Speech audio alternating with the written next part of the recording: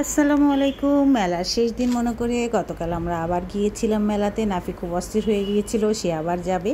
তো আমাকে বারবার ফোন দিচ্ছিল। তারপর আমরা দুইজন মিলে, ওর আম্মু সহ আমরা তিনজন গেলাম।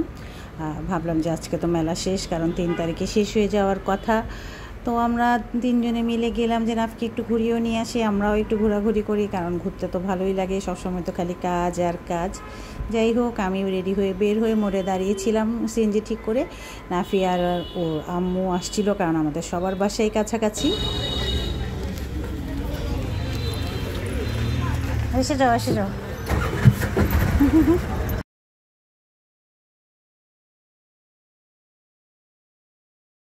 ইন্টারন্যাশনাল কনভেনশন সেন্টারে চলছে বাণিজ্য মেলা। তো আমরা ঢুকে 20 টাকা দিয়ে টিকিট কেটে নিলাম। নাফি, কেমন লাগতেছে? ভালো। দেখি একটু একটু দাঁত দেখাও সবাইকে। ও কথা বলতে চাচ্ছে না, ও দাঁত পড়ে গেছে সেজন্য। মেলায় যেয়ে জানতে পারলাম মেলার টাইম আরও 2 দিন বাড়িয়েছে, 4 তারিখ এবং 5 তারিখ, এই 2 দিনও চলবে মেলা। তো যাই হোক, যারা আসতে পারেননি, সময় পাননি, তারা হয়তো সময় করে আসতে পারবেন। অনেক জুয়েলারি উঠেছে আর ভালো ভালো জিনিসগুলো উঠেছে।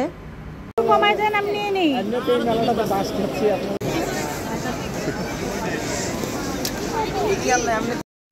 আমরা ঘুরে ঘুরে দেখছিলাম, কারণ আগে তো নেওয়া হয়েছে, তেমন কিছু নেওয়ার ছিল না। তারপরেও কিছু নিব না বললেও কিন্তু টুকটাক নেয়াই হয়ে যায়। তারপর উপরে ছিল ফুড কর্নার, তো আমরা সেখানে গেলাম।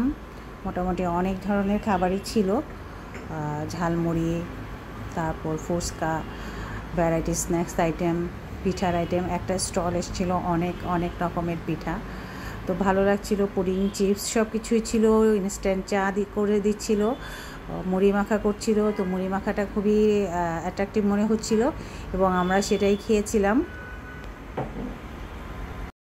অনেক ধরনের পিঠা, স্যান্ডউইচ, পুডিং, অনেক কিছু ছিল। আর এই স্টলটার মধ্যে তো হিউজ পরিমাণ পিঠা ছিল, ভ্যারাইটিস টাইপের। আলু ভাজা, এই যে লম্বা করে, এটা অনেকে খুব পছন্দ করে। তারপর বড় বড় পোয়া পিঠা, এক একটা পিঠা 50 টাকা করে।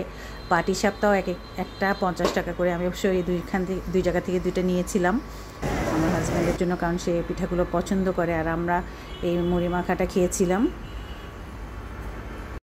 মুড়ি মাখানো শেষ, আমরা চিকেন মুড়িটা নিয়েছিলাম। ভ্যারাইটিস টাইপের ছিল, তবে দেখতে খুবই আকর্ষণীয় ছিল এবং ইয়ামি লাগছিল। তার পাশে চা ছিল, সেটা হচ্ছে সবচেয়ে প্রিয় খাবার। চিকেন মুড়ি মাখাটা কিন্তু অনেক মজা।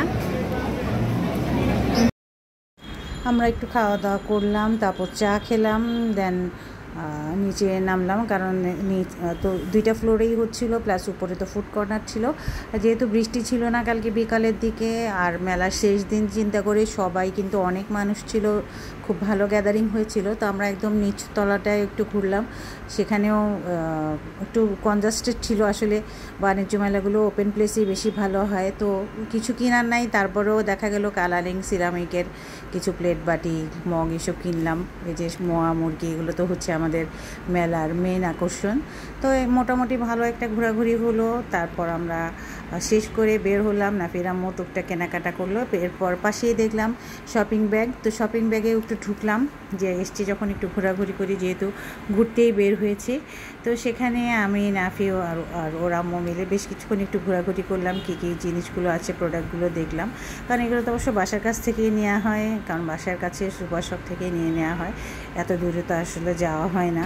তো যাই হোক, গিয়েছি যখন একটু দেখে নিলাম, কোনো সময় যদি কোনো কিছুর প্রয়োজন পড়ে, হয়তো সামনে না পাই, দেন জানা যাবে যে এখানে পাওয়া যাবে।